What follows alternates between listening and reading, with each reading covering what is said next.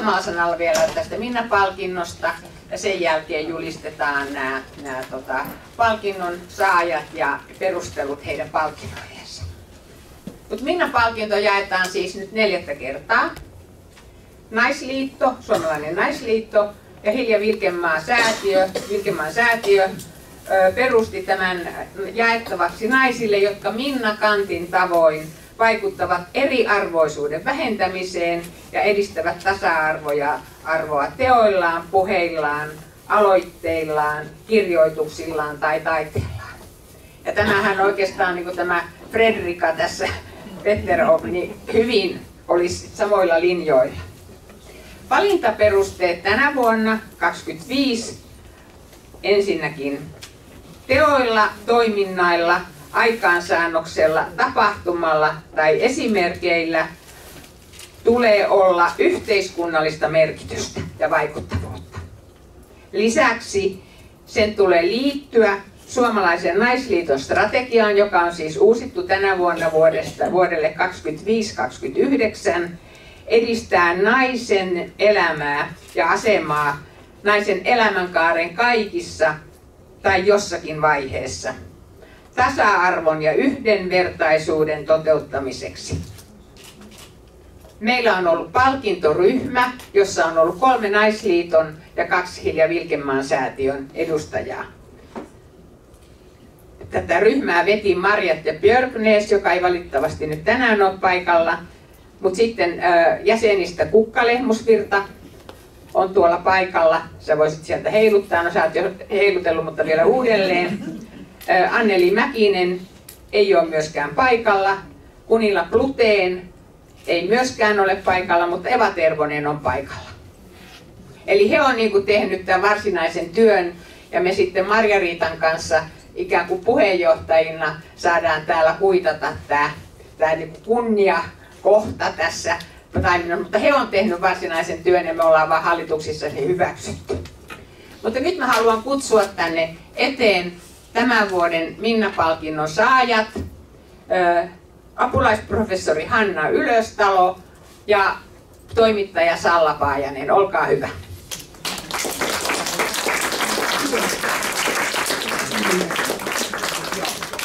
Anna perustelu. Siinä on ensin toiselle.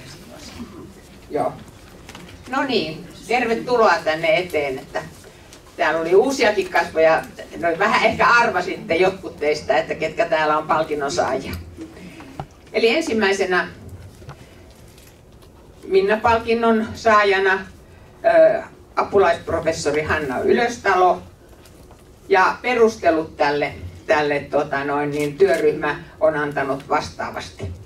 Feminismiä talouteen, opas kriittiseen talouslukutaitoon julkaisun ja siihen liittyvän tutkimusryhmän vetäjänä ja pääkirjoittajana tässä kirjassa. Taloustiedon lisäämisellä ja taloustaitojen kasvulla on suora vaikutus tyttöjen ja naisten aseman kohentumiseen yhteiskunnallisella tasolla ja vaikutus toimintaan myös arjen valinnoissa ja päätöksissä. Kun naisten ja tyttöjen taloustaidot ja ymmärrys kasvavat, heillä on suuremmat mahdollisuudet vaikuttaa yhteiskunnalliseen ja itseään tai omaa kohderyhmäänsä koskevaan päätöksentekoon ja ottaa kantaa talousasioihin. Feministinen lähestymistapa antaa nykyisen vallalla olevaan talousajatteluun uuden, hyvin perustellun näkökulman yhteiskunnan ja talouden eri osa-alueiden ja alueiden ymmärtämisessä. Ja palkintoryhmä on ehdottanut ja hallitukset hyväksynyt, että hän saa 3 000 euroa palkinnoksi tästä työstä.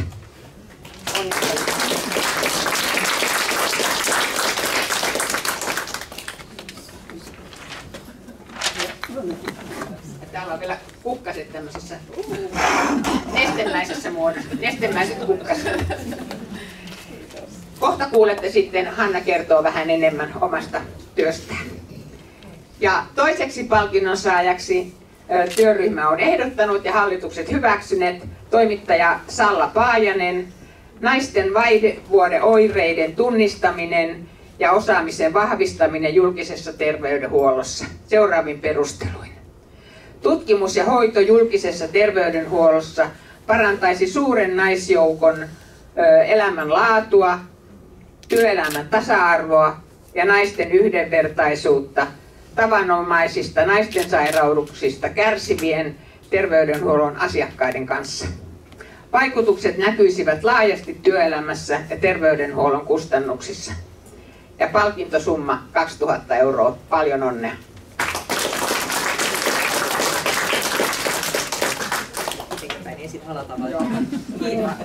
Kiitos. Täällä on vielä. Joo. Noin. Kiitos. Ja nyt annetaan puheenvuoro näille palkinnonsaajille ja tästähän tulee sitten Minna-lehteen juttu. Ja sanon lisäksi, että tästä Hanna Ylöstalon vetämästä julkaisusta niin on myöskin arvostelu siinä kirjassa, että sieltä kuulette sitten yhden näkökulman lisää. Ole hyvä. Miksi mä tänne odottamaan vaikka? Kiitoksia. Mä oon tosi iloinen ja otettu tästä palkinnosta. Ja mä oon nyt vastoin tapojani, mä oon kirjoittanut tämän puheen kokonaan. En aio nyt improvisoida ollenkaan. Kautta historian miehet ovat kuvanneet maailmaa omasta näkökulmastaan, mutta sekoittaneet sen absoluuttiseen totuuteen. Näin sanoi ranskalainen filosofi, kirjailija ja feministi Simone de Beauvoir. Olen feministisenä tutkijana pyrkinyt kuvaamaan maailmaa muista kuin miesten näkökulmista. Keskeinen tutkimuskohteeni on ollut talous. Kun taloutta katsotaan miesten näkökulmasta, se näyttää kilpailulta, markkinoilta, palkkatyöltä. Feminismiä talouteen -kirjassa katsomme taloutta toisin. Kuvaamme taloutta esimerkiksi naisten, rodullistettujen, yksinhuoltajien, matalapalkkatyöntekijöiden, omaishoitajien, globaalin etelän ja ympäristön näkökulmista. Näin katsottuna talous näyttää aivan toiselta. Se näyttää palkattomalta työltä, kotityöltä, lasten synnyttämiseltä ja kasvattamiselta, ihmisten ja ympäristön hoivalta.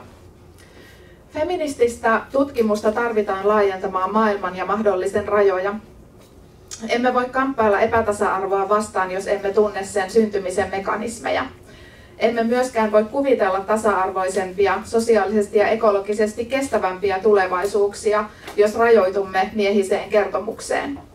Talouskasvu, kulutus ja palkkatyö eivät tule pelastamaan meitä ekokriisiltä ja kasvavalta sosiaaliselta eriarvoisuudelta, sillä ne ovat myötävaikuttaneet näiden kriisien syntyyn. Tarvitsemme myös muita ratkaisuja, tarvitsemme feminismiä. Olen valtavan kiitollinen Minna-tunnustuspalkinnosta. Se ei ole ainoastaan kunnianosoitus työlleni, vaan myös suomalaiselle naisliikkeelle ja feminismille. Feminismi on kollektiivista toimintaa. En ole tehnyt työtäni yksin. Haluan kiittää erityisesti tutkimusryhmääni ja Feminismiä talouteen -kirjan kanssakirjoittajia Heini Kinnusta, Emma Lambergia ja Inna Perheentupaa siitä, että he ovat ajatelleet kanssani taloutta feministisesti. Kiitän myös kaikkia tutkijanaisia, joiden hartioilla seison, feministisiä taloustieteilijöitä ja feministisen poliittisen talouden tutkijoita, joiden teoriat ja käsitteet ovat inspiroineet omaa tutkimustani ja mahdollistaneet sen. Lisäksi kiitän teitä kaikkia yleisössä toiminnastanne tasa-arvon hyväksi. En tullut tänne kentälle ensimmäisenä, enkä onneksi ole siellä viimeinen. Feminismi yhteiskunnallisena liikkeenä saa voimansa jatkumoista, jotka me kaikki muodostamme. Haluan käyttää tämän tilaisuuden puhuakseni feministisistä utopioista. Feministinen tutkimus ei ole vain olemassa olevan maailman ymmärtämistä, vaan tutkimus vastaa myös kysymykseen, millainen maailma voisi olla ja millainen maailman tulisi olla. Aikamme ei ole kuitenkaan otollinen vaihtoehtoisille tulevaisuuskuville.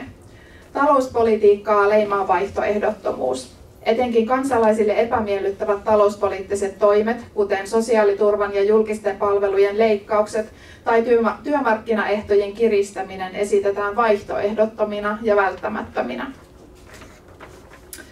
Tällaisen poliittisen mielikuvituksen kuoleman on sanottu hallitsevan talousajattelua laajemmin. Kulttuuriteoreetikko Mark Fisher puhuu kapitalistisesta realismista, jolla hän viittaa siihen, että kapitalismista on tullut niin hallitseva talous- ja yhteiskuntajärjestys, että kaikki poliittiset ratkaisut, jotka eivät perustu kapitalismin säilyttämiseen, näyttäytyvät epärealistisina. Niinpä keksimme yhä uudelleen ratkaisuksi talouskasvun, kulutuksen ja palkkatyön lisäämisen, samalla kun ylikulutamme luonnonvaroja, hukumme jätteisiin, riistämme globaalia etelää ja uuvumme itse työhön. Poliittisten vaihtoehtojen puute tai mahdottomuus esittää niitä johtaa näköalattomuuteen ja toivon hiipumiseen. Eräs suomalainen naispoliitikko konkretisoi tätä tutkimushaastattelussa. Hän sanoi: "Hoivan merkitys on sellainen, mihin voi tunnetasolla moni yhtyä, että hoiva on tärkeää. Mutta kun ruvetaan puhumaan siitä, että hoivaan pitäisi investoida, se onkin vain kuluerä. Se on sitten ainoa näkökulma, mistä voidaan enää puhua, ja sen jälkeen seuraava kysymys onkin, että mitä aiotte tehdä julkiselle velalle? Mitä jos yhteiskunnallinen muutos olisikin mahdottoman kuvittelua? Sen lisäksi, että reagoimme olemassa oleviin ongelmiin, tarvitsemme nimittäin myös visioita paremmasta. Olen pohtinut tätä kysymystä utopiatutkimuksen kautta. Vaikka arkiajattelussa utopiat ajatellaan täydellisen yhteiskunnan pohjapiirustuksina, nykyisessä utopiatutkimuksessa ne ymmärretään pikemmin avoimina ajatuskutsuina ja yhteiskuntakritiikin muotoina.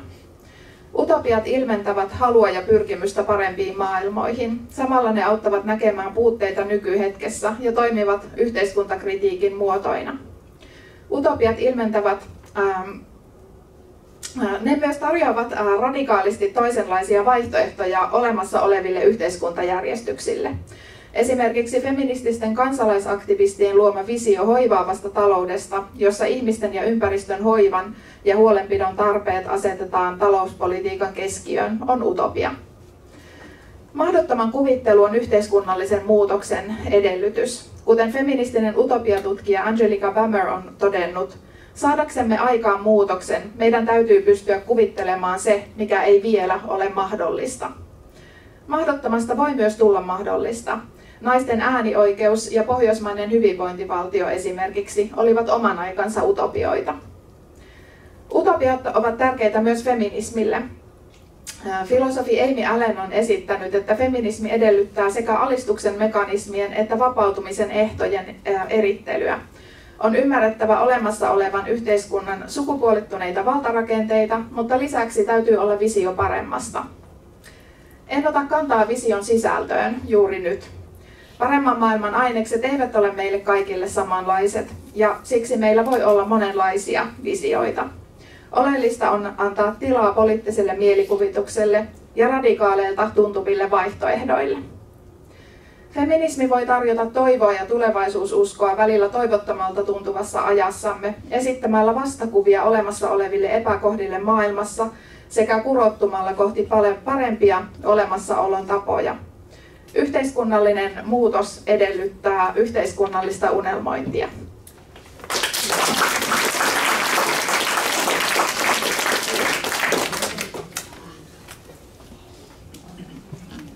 Minä vanhana televisiotoimittajana olin kaivannut mun puheenvuoroja ja leikannut sen tämmöiselle lappusille. Nyt kun on käsimikrofoni, niin minä taidan katsoa sen täältä puhelimelta, niin vähän helpompi siirtää tuota sivua. Minusta tuli vaihdevuosiaktivisti 17. syyskuuta 2018. En vain tajunnut itse sitä sinä päivänä. Kollegani Yle Jyväskylän toimituksesta oli kirjoittanut tuona päivänä verkkoon tiedeuutisen Jyväskylän yliopiston vaihdevuositutkimuksen tuloksesta otsikolla "Vaihdevuodet kerryttävät kilon rasvaa vuodessa ja löysyttävät naisen lihakset. Lihaslegenda Kike Elomaakin joutuu taistelemaan läskiä vastaan."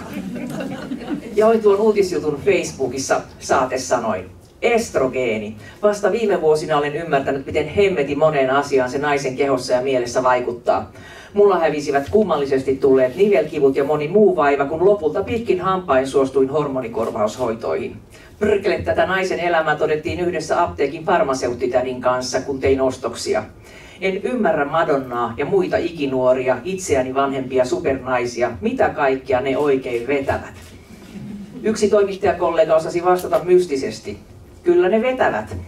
Läntisessä Euroopassa on yksi tohtorikuru, jolla käyvät hormonihoidoissa viihdetähtien lisäksi huippu-urheilijat."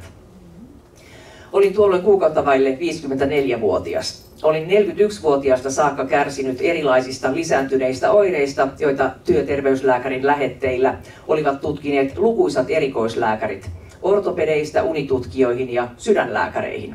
Olin syönyt unilääkkeitä, masennuslääkkeitä ja kipulääkkeitä sekä ollut sairauslomilla.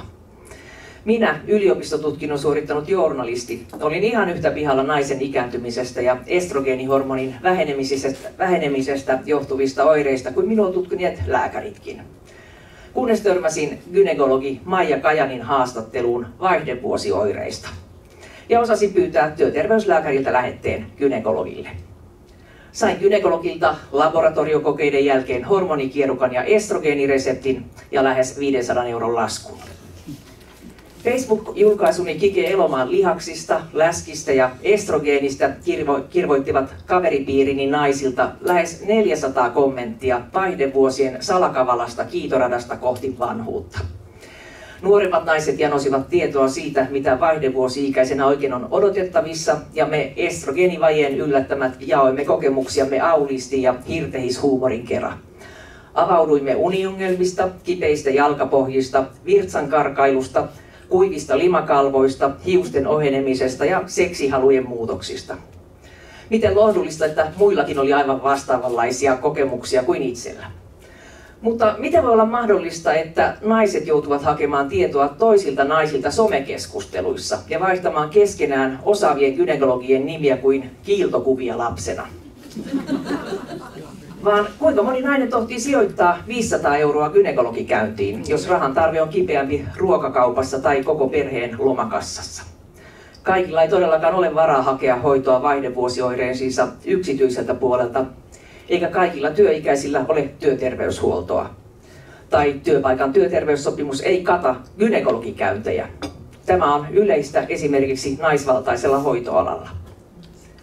Havahduin Facebookissani todenteolla siihen, että naiset ovat erittäin epätasa-arvoisessa tilanteessa yrittäessään saada hoitoa vaihdevuosioireisiinsa.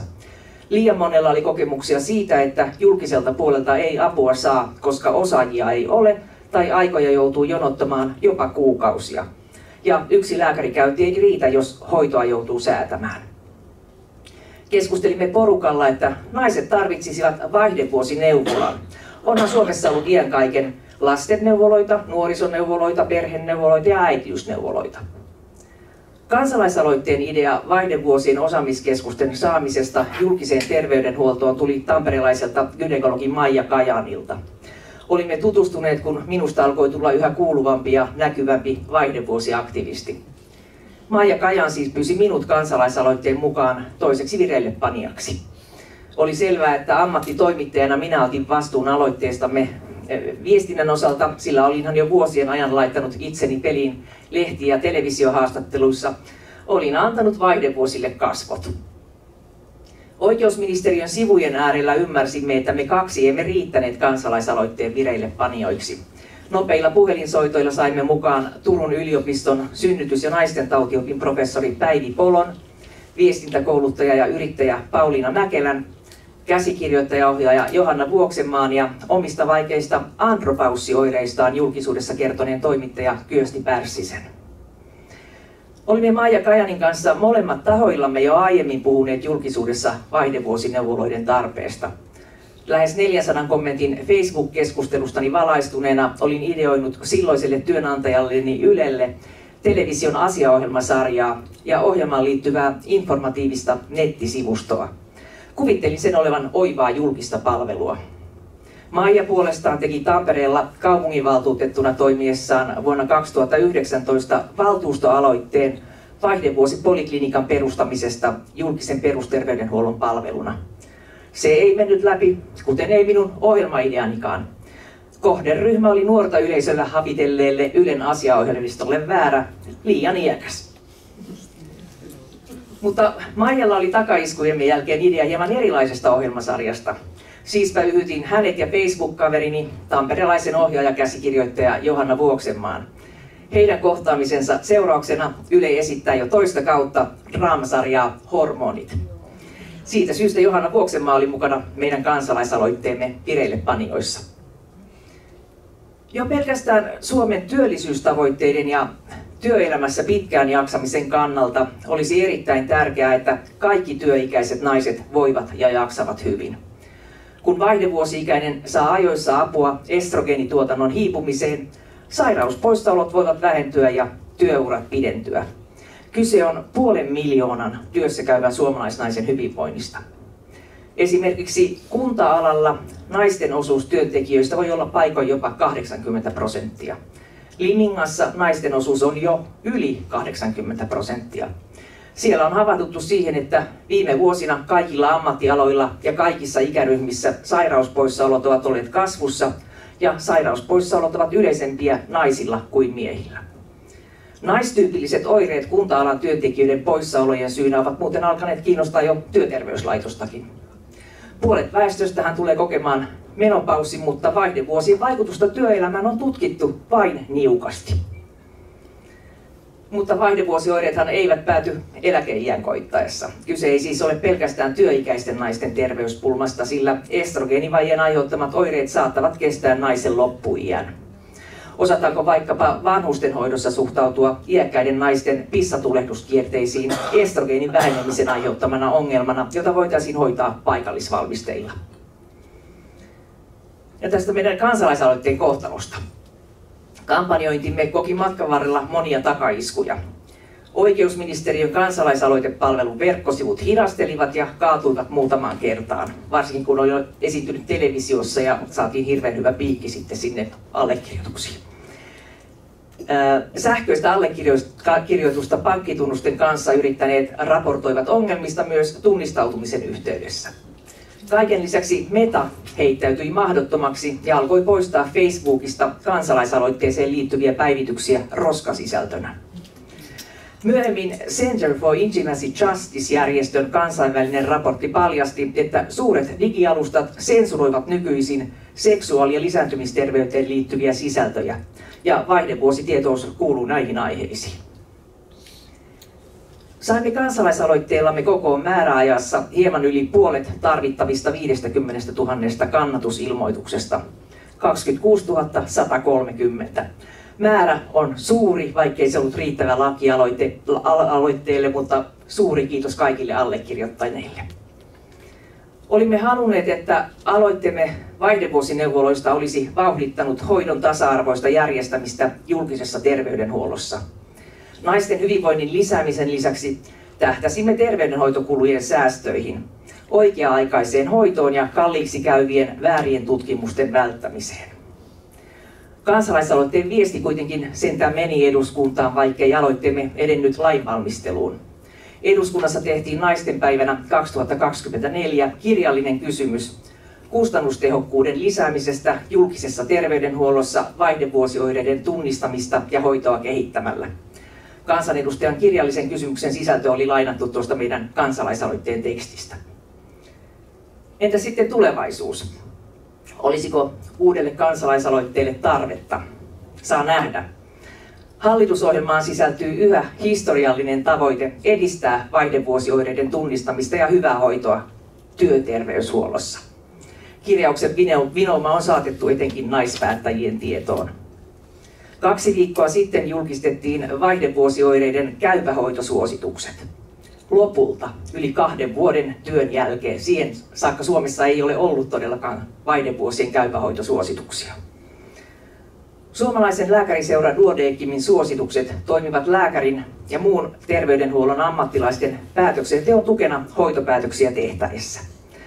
Vielä viime vuonna yhdelläkään Pohjoismaalla ei ollut kansallisella tasolla kattavia ja kokonaisvaltaisia hoitosuosituksia naisten vaihdevuosien hoitamiseksi. Minä puolestani osallistun huomisaamuna Tampereen ammattikorkeakoulun terveystieteiden yksikön Vaito-hankkeen ohjausryhmän ensimmäiseen kokoukseen. Hankkeen tavoitteena on kehittää ja ottaa käyttöön toimintamalli vaihdevuosioireiden hoitoon perusterveydenhuollossa sekä työterveyshuollossa. Minulla on ollut ilo ja into olla ihan ideoimassa alkuvaiheesta saakka tuota hanketta. Toivon, että Vaito-hankkeen päättyessä vappuna 2028 kaikkien vaihdevuosi-ikäisten naisten vapaassa käytössä olisi juuri sellainen vaihdevuosiportaali, Vaihdevuosi tietoportaali, jota 10 vuotta aiemmin yritin ideoida ja pitchata Ylen tuottajille. Hyvät kuulijat, lämmin kiitos Suomalaiselle naisliitolle ja opetusneuvos Hilja Vilkenmaan säätiölle minulle myönnetystä ja tästä jaetusta Minna-tunnustuspalkinnosta. Olen palkinnosta valtavan ilahtunut ja myönteisesti yllättynyt siitä, että vaihdevuosiaktivismini tällä tavalla huomioidaan, ja etenkin kun se tulee tällaiselta perinteikkäältä naisjärjestöltä ja sen jäsenistöltä. Haluan omistaa Minna-palkintoni tasan viikko sitten kuolleelle isälleni Leolle. Väitän, että 3 tyttären vanhempana, 4 tyttären vaarina ja 1 tyttären leksavaarina hän taisi joutua oppimaan naisten hormonitoiminnasta enemmän kuin moni yleislääkäri.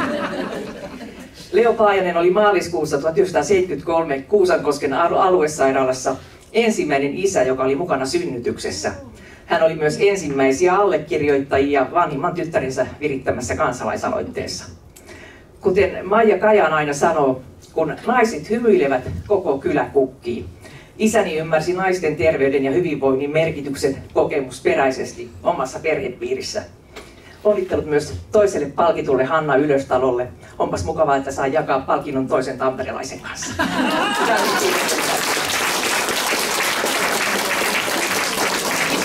Iso kiitos Salla ja Hanna, tämä oli aivan upeat esitykset. Mä haluan vielä tässä sanoa, että tämä palkintoraati sai siis 9 esitystä ja ne olivat erinomaisia. Kaikki 9, ja nyt sitten Naisliiton viestintätoimikunta ja Naisliiton tiedottaja jatkossa vielä miettii, että miten me saadaan näitä kaikkia 9 jollakin lailla ensi vuoden aikana vietyä eteenpäin, koska siellä on niin kuin paljon hyvää asiaa. Teidän juttu nyt menee ensimmäisenä Minnaan, mutta että näitä muitakin mietitään, että miten niitä saadaan eteenpäin. Paljon kiitoksia ja paljon onnea vielä kerran. Kiitos. Kiitos ja onnittelut vielä Sallalla ja Henna. Hanna. Ja tästä voisikin johdattaa sitten tähän päivän lopetukseen, että kiitos arvoisa osallistujat ja kiitos kaikille esiintyjille ja kiitos näille Vilkenmaan säätiön edustajille ja Suomalaisen naisliiton puheenjohtajalle ja kaikille tässä näin. Tämä on ollut minulle oikeastaan erittäin mielenkiintoinen oppi paneutua tähän meidän naisten elämään oikeasti tästä näkökulmasta. Olen mielelläni mukana ja on niin paljon viisautta ja niin paljon kokemusta teissä, että mä olen tässä kasvamassa mukana. Ja minä toivotan teille oikein hyvää kotimatkaa ja näemme sitten taas jossain merkeissä. Kiitoksia. Kiitoksia.